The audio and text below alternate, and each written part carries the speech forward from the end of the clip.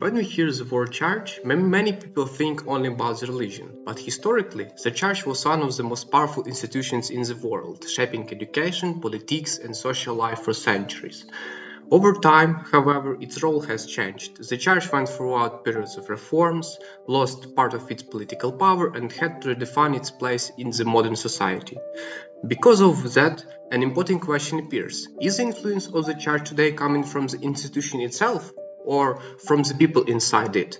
We clearly see in the films the shoes of the fisherman and Romero. In both stories, it is not just the church as a system, but individuals who take responsibility making difficult decisions, defending human dignity, and giving hope in times of crisis.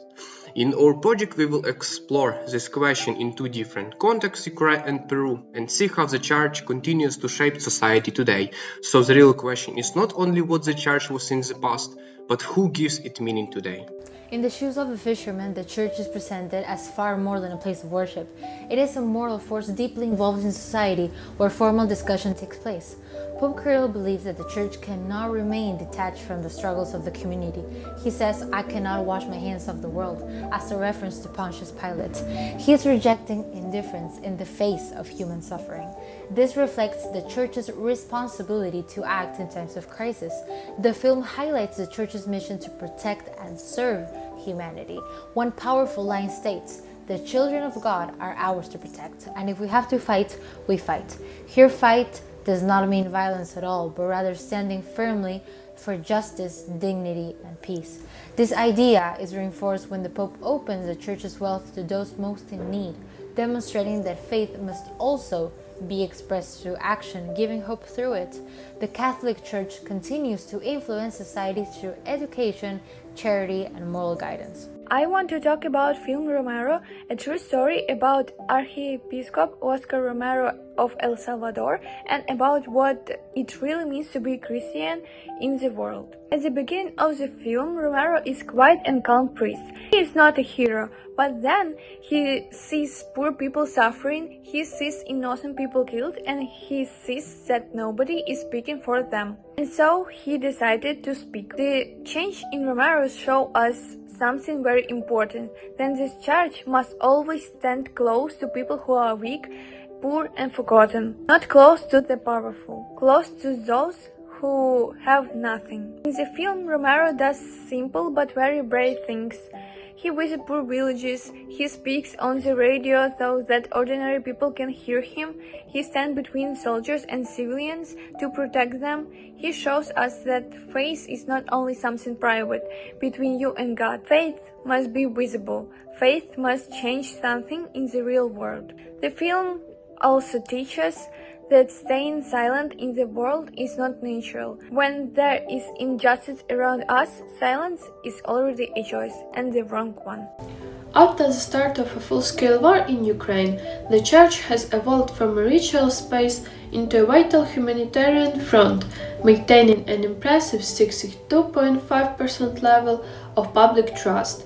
Beyond spiritual care, religious communities started to act as supraconfessional helpers, repurposing cathedrals into shelters and providing millions of meals. They have moved beyond temporary relief to a help for self-help approach, empowering citizens through vocational training and systematic programs like healing the wounds of war.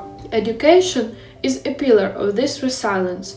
The Ukrainian Catholic University has pioneered this mission, donating to army, delivering medical items, crafting power banks and tactical gear for the front lines. Politically, choosing a church has become a geopolitical act of national security, driving a profound decolonization of the spirit. This transformation integrates military chaplains at the peace of soul within the army mechanism.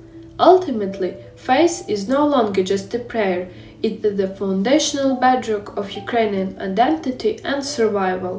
Moving to Peru, we find a church that mirrors the moral courage seen in our films. During the internal armed conflict between 1980 and 2000, the church was a vital mediator and protector of human rights. Much like Archbishop Romero, Peru has its own martyrs, such as the martyrs of Chimbote and Sister Aguchita, who were killed for their commitment to justice.